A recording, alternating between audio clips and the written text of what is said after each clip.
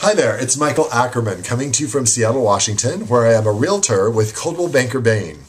Today's video blog piggybacks on a couple of blogs that I've been doing about multiple offers on homes, which has been happening lately in Seattle. I did one blog about why some homes get multiple offers and others don't, another blog with best tips for buyers, and today is best tips for sellers to get multiple offers on your home if that's the route you choose to take.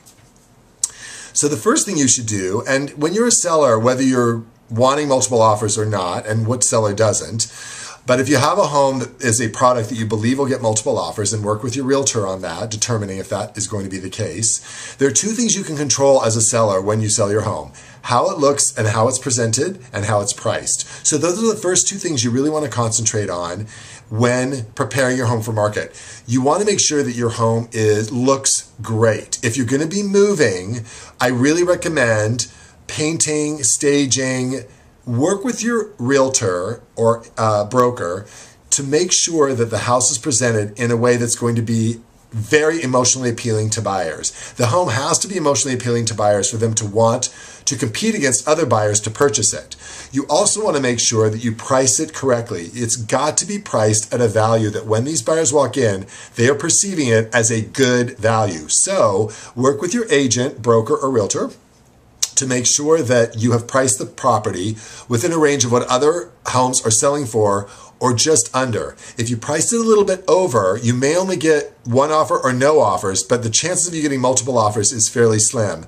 Buyers left up to their own volition will compete against each other and escalate in price higher than probably the price that you would have priced it at the high range anyway. So price it a little bit lower than what homes are selling for in your neighborhood, and give the buyers some time, which I'll talk about next, and the chances are probably pretty good that you'll get multiple offers. One word of warning: if you price your home at what you believe is a really good value and you're hoping for multiple offers, make sure that that price that you priced your home at is a price that you'd be willing to accept an offer on. Because if you only get one offer and it's at that full price, you better make sure that that price is something that's acceptable to you. So keep that in mind. That's really important.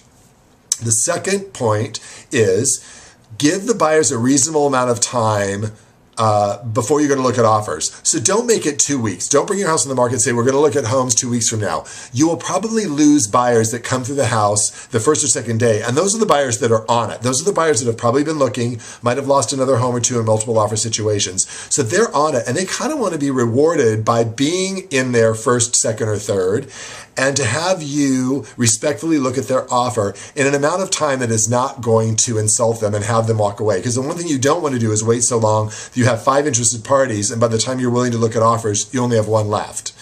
So I would say, 3 or 4 business days, 5 business days, let it come on the market, maybe give enough time for an open house, but give a reasonable amount of time for buyers to come through. This also allows the buyers enough time to possibly pre-inspect the property, which is going to give you, the seller, much more competitively edged offers, which is a great idea. You also want to take advantage of the energy in the house that happens in that first week. So don't wait too long for that energy to die away. You want that momentum to be in place so that buyers feel like they need to compete for the home. If you have any warranties or any instructions about the house, any permits or paperwork from remodels, make sure that's all available in the home for the buyers to see. Allow the selling agents who represent the buyers who are competing for your house to present the offers, if at all possible. They will come in, present the offers to you and your agent. The buyers won't be there. But this does a couple things. It not only allows you to get a sense of who the buyers are, rather than them just being a number on a piece of paper. You can form an image of what their personality is, kind of get what their vibe is through their agent. You also get a really good indication of how their offer is going to play out by the professionalism of the agent.